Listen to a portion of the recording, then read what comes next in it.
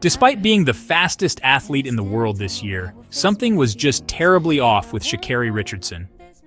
After dominating the 2023 track and field season and ascending to the sprint throne, she was expected to bring a lot of heat to the track this Olympic year, and many expected her to reign for quite a while.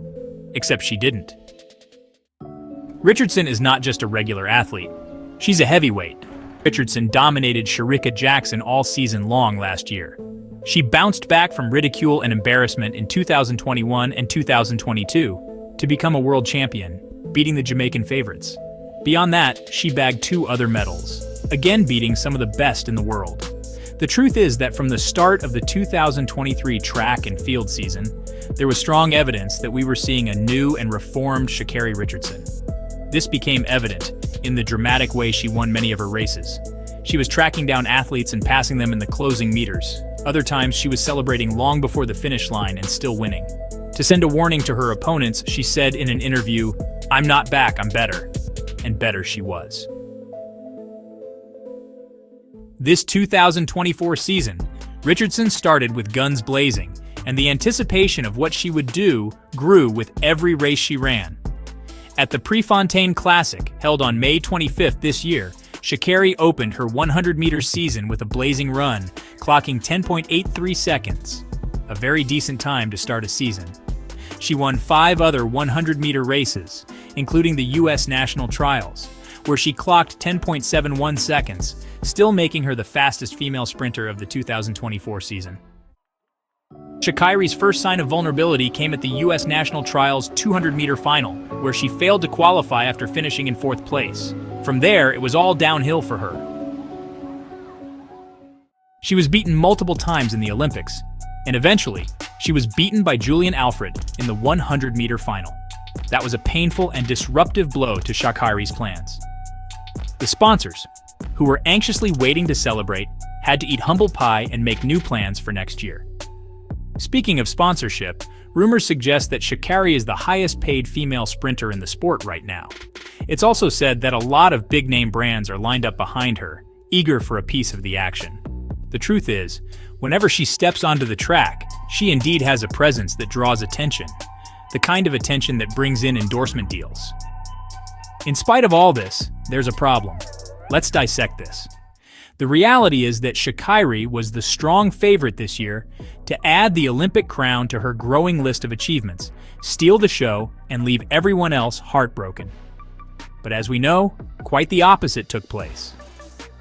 Julian Alfred, the St. Lucian superstar, came out like a beast and dominated the track. As a result, Sha'Carri was, for a second time, denied Olympic glory, having to settle for 2nd place, a distant finish behind Alfred. This leads me to say that Sha'Carri's short reign might have just ended.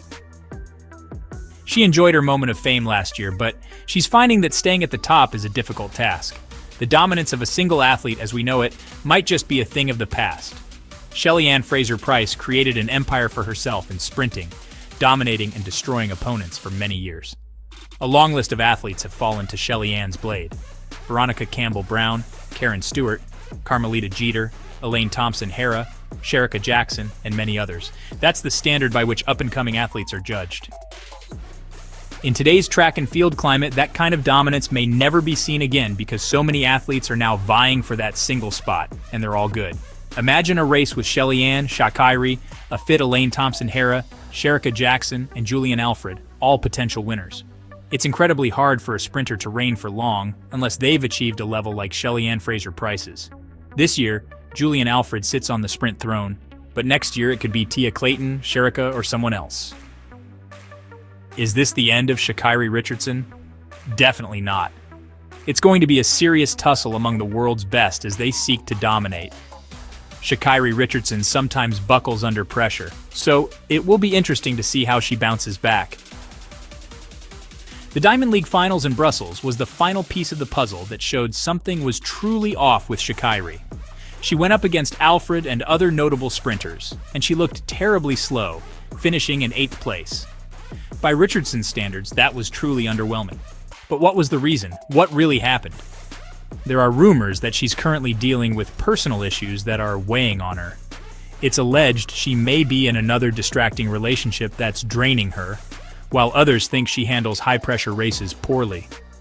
My conclusion is that something is definitely off, though I'm not sure what. However, this is no excuse for her second-tier performance because once you show up to race, it indicates to the public that you're ready and in good shape.